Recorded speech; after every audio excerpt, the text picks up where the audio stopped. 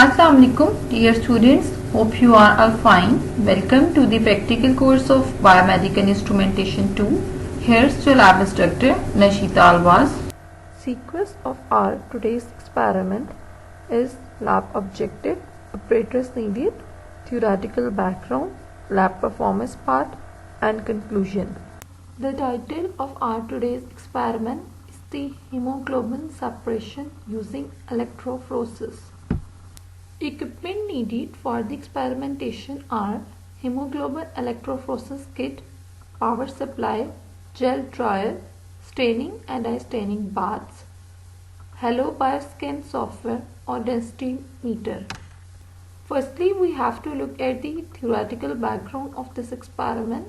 What is the hemoglobin electrophoresis test?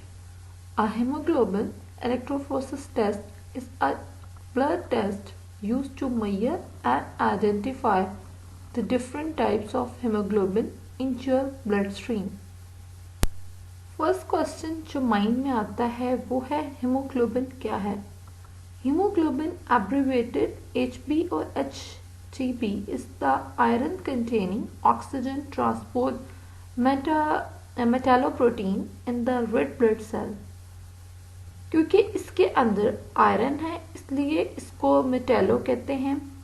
Second part जो haemoglobin का होता है वो है ग्लोबिन जो एक्चुअली प्रोटीन है. Heme means iron. ये क्या करता है? ऑक्सीजन ट्रांसपोर्ट करता है. Red blood cell is very important blood cell. Plasma होता है और सेल्स होते हैं आपके ब्लड के अंदर. रेड ब्लड सेल सबसे ज्यादा होते हैं. तो जब भी रेड ब्लड सेल टेस्ट कर होते हैं, मेच्योर करते हैं, हो जाते हैं, तो आपको पता होता है कि मेच्योर आरबीसी के अंदर कुछ भी और नहीं होगा सिवाय हीमोग्लोबिन के. तो एक मेच्योर आरबीसी 100% हीमोग्लोबिन कंटेन करता है और इसका इंपॉर्टेंट फंक्शन जो है ऑक्सीजन ट्रांसपोर्ट करना है. So there are different type of hemoglobin present in human from an embryo to an adult stage. Embryo stage के अंदर आपके पास 4 फॉर्म्स के 3 फॉर्म्स के नॉर्मली और समटाइम्स हम कह सकते हैं कि 4 फॉर्म्स के हेमोग्लोबिन नजर आते हैं. देन फिटल स्टेज पे आपके पास एक टाइप का हेमोग्लोबिन होता है और एडल्ट स्टेज पे आपके पास राउंड अबाउट 3 टाइप्स के जो हैं वो हेमोग्लोबिन नजर आ रहे होते हैं. सबसे पहले जो आपके पास एम्ब्रियोनिक हेमोग्लोबिन होता है इसमें HEB GOR1 जिसके अंदर आपके पास अल्फा और अल्फा 2 होता है. 2 ब्रांचेस होती हैं. इसके अलावा आपके पास म्यू2 होता है और ये जो है प्रेगनेंसी के 1 से 10 वीक्स के अंदर आपकी जो एम्ब्रियोनिक हेमोग्लोबिन प्रेजेंट होता है. HEB पोर्टलैंड होता है. HEB GO2 होता है. उसके बाद सेकेंड जो हेमोग्लोबिन की टाइप है वो है फिटल हेमोग्लोबिन. फिटल हेमोग्लोबिन जो है आपके पास तकरीबन जैसे ही आपका एम्ब्रियोनिक हेमोग्लोबिन खत्म होता है लाइक 1 से 10 वीक्स के बाद तब ये जो है हेमोग्लोबिन स्टार्ट होता है और राउंड अबाउट ये 6 मंथ्स तक रहता है. ठीक है. और इसकी एक ही टाइप होती है HEBF alpha 2 and Y2. Then जो थर्ड टाइप जो है अवेलेबल होती है हेमोग्लोबिन की वो होती है एडल्ट हेमोग्लोबिन जिसमें HEBA, HEBA2 और HEBF होता है. F जो है वो बहुत ज्यादा माइन्यूट क्वांटिटी में जो है वो अवेलेबल होता है और A और A2 जो है वो 98 से 1.5 3.2% तक अवेलेबल होता है. सिंपल जो CBC टेस्ट होता है उसमें आप सिर्फ हीमोग्लोबिन का लेवल देखते हैं कि वो नल है, लो है या ज्यादा लो है. लेकिन हीमोग्लोबिन इलेक्ट्रोफोरेसिस में टाइप्स के परसेंटेज देख रहे होते हैं. ठीक है. डेफिनेटली हम लोग जब टेस्ट मेजर कर रहे हैं, टेस्ट कर रहे हैं, हीमोग्लोबिन टेस्ट कर रहे हैं तो एडल्ट स्टेज पे होगा. तो हम एडल्ट के लेवल्स देख रहे होंगे कि HEBA का क्या लेवल है, HEB का क्या लेवल है और HEBF का क्या लेवल है. सो हेमोग्लोबिन इलेक्ट्रोफोरेसिस ब्लड टेस्ट है जो कि मेजर करता है, आइडेंटिफाई करता है डिफरेंट टाइप्स ऑफ हेमोग्लोबिन को ब्लड में. चेक करेंगे कि जो टाइप्स हैं आपके पास हीमोग्लोबिन की वो नॉर्मल परसेंटेज में हैं या नहीं। नॉर्मल टाइप्स ऑफ हीमोग्लोबिन जो है वो 3 हैं, लेकिन समटाइम्स और टाइप्स ऑफ हीमोग्लोबिन जो है वो बनना स्टार्ट हो जाती हैं, जिन्हें हम एबनॉर्मल हीमोग्लोबिन भी बोलते हैं। ठीक है, वो एबनॉर्मल हीमोग्लोबिन कब प्रोड्यूस होती हैं? जब कोई जेनेटिक म्यूटेशन होती है, और जेनेटिक म्यूटेशन ये है कि स्ट्रक्चर ऑफ डीएनए में चेंजिंग्स हो जाती हैं। नॉर्मली हीमोग्लोबिन एस एंड सी जो है वो एबनॉर्मली क्रिएट होती हैं बॉडी के अंदर, और नॉर्मली हीमोग्लोबिन इलेक्ट्रोफोरेसिस जो है वो इन्हीं दो हीमोग्लोबिन्स को चेक करने के लिए किया जाता है।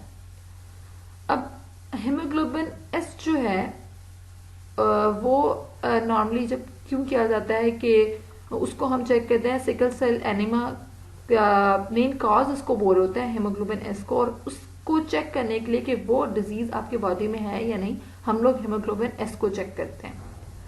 और हम लोग जो है इलेक्ट्रोफोरेसिस का फिनोमेना इसलिए कर होता है कि हम ब्लड डिसऑर्डर को मेजर कर सकें। तो हीमोग्लोबिन एफ जो है वो कॉमन है, जो फीटल स्टेज के अंदर होती है और जो है रिप्लेस हो जाती है बहुत जल्द आपकी हीमोग्लोबिन ए से आफ्टर बर्थ। आफ्टर बर्थ मतलब एडल्ट स्टेज में आपके पास हेल्दी चिल्ड्रन और एडल्ट्स में हीमोग्लोबिन ए होती है, लेकिन जब कोई डिसऑर्डर ब्लड के अंदर अकर होता है तो लाइक जेनेटिक म्यूटेशन की वजह से C D E M and S type of haemoglobin जो है वो बनती हैं, और आप लोगों का हीमोग्लोबिन इलेक्ट्रोफोरेसिस टेस्ट जो है वो इन्हीं हीमोग्लोबिन की टाइप्स को मेजर करने के लिए नॉर्मली किया जाता है। Why hemoglobin electrophoresis is done? As we have already talked about this कि हम लोग नॉर्मली रूटीन चेकअप कर रहे हैं और देख रहे हैं ब्लड टेस्ट को कि हमारा ओके है सब कुछ, तब हम लोग कर रहे होते हैं।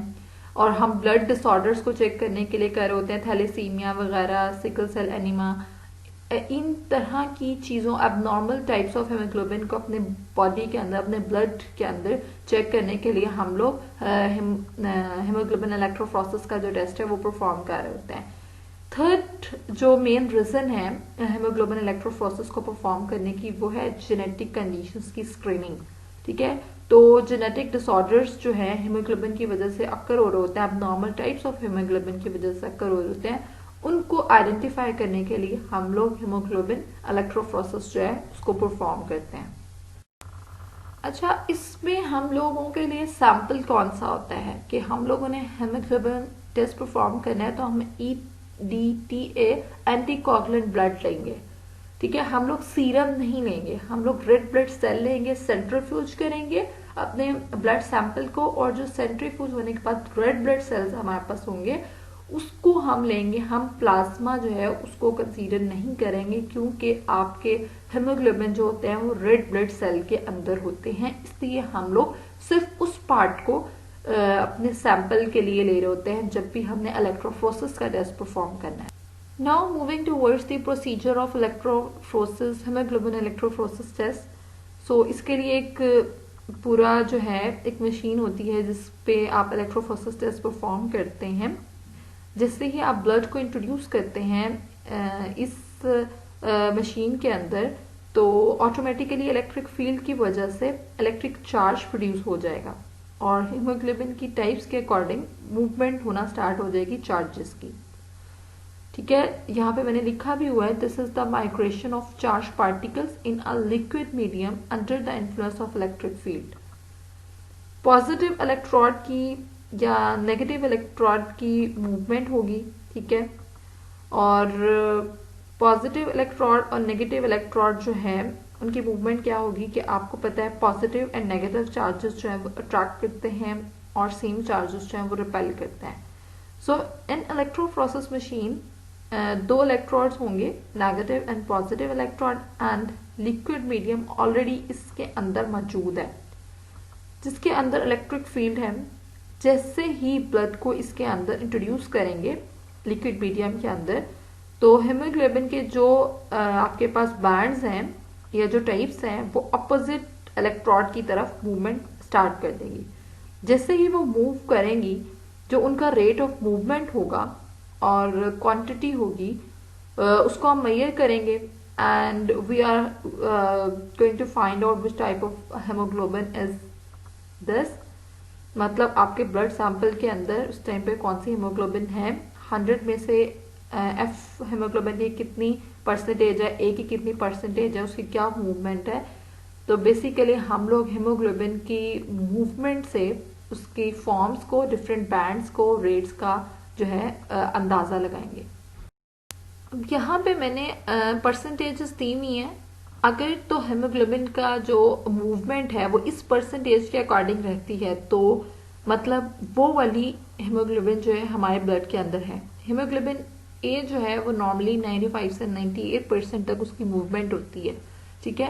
हेमोग्लोबिन A2 की 2 से 3% तक होती है। हेमोग्लोबिन एफ की 1 से 2% तक होती है। जबकि हेमोग्लोबिन एस और सी जो है वो 0% रहती है नॉर्मल ब्लड सैंपल के अंदर। लेकिन अगर एबनॉर्मल ब्लड सैंपल है, ठीक है, तो थैलेसीमिया और सिकल सेल वगैरह की डिजीज है, तो हेमोग्लोबिन एस और सी की परसेंटेज होगी मूवमेंट की, और आपके जो एनालिसिस का सॉफ्टवेयर होगा उसके अंदर एस और सी की परसेंटेज आपके पास अवेलेबल होगी। लेकिन अगर आपका ब्लड नॉर्मल है तो एस और सी जो है वो उसके अंदर प्रेजेंट नहीं होगी, ठीक है। और यहाँ पे मैंने एक चार्ट दिया हुआ है जिसमें HbA2 है, HbA है और HbF है। अब आपका फर्स्ट वाला जो पैटर्न है वो नॉर्मल पैटर्न है, ठीक है। नॉर्मल पैटर्न में क्या है कि HbF मौजूद है पर हमें नजर आ रहा है ब्लू कलर से, और HbA2 जो है वो भी नजर आ रहा है, नॉर्मली अवेलेबल है, और HbA भी है, नॉर्मल है। ये तीनों अगर हेमोग्लोबिन होंगी ह्यूमन बॉडी के अंदर, एफ जो है वो बहुत माइन्यूट क्वांटिटी में होगी, ए उससे थोड़ी सी ज्यादा होगी, और हीमोग्लोबिन A2 थोड़ी सी ज्यादा होगी, और हीमोग्लोबिन ए जो है वो ज्यादा होगी 95 से 98% तक। अगर ऐसा पैटर्न है तो ब्लड सैंपल नॉर्मल है, उसको कोई डिजीज नहीं है। लेकिन अगर HbA फैक्टर खत्म हो गया है और उसकी बजाय हीमोग्लोबिन एस जो है वो पैटर्न के अंदर नजर आ रहा है, A2 भी है, F भी है, लेकिन HbS है, तो it mean sickle cell anaemia की डिजीज है। अगर आपके पास जो है HbF बहुत ज्यादा है, HbA कम है और HbA2 भी कम है, तो आपका बीटा थैलेसीमिया की डिजीज है। तो हम लोग पैटर्न्स को HB इलेक्ट्रोफोरेसिस के एनालाइज करेंगे डिजीजेस को या अबनॉर्मेलिटी ब्लड की डिफाइन करने के लिए।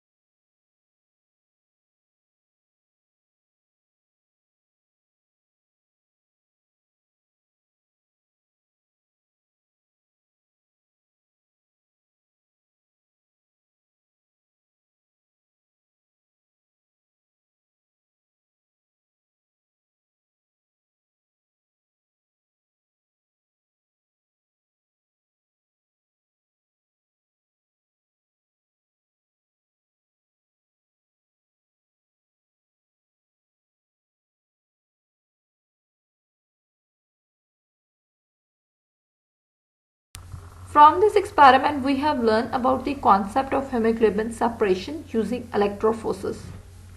This is all from my side. You are welcome to ask any question related to this topic. Thank you very much for listening to me. Good luck. Allah Hafiz.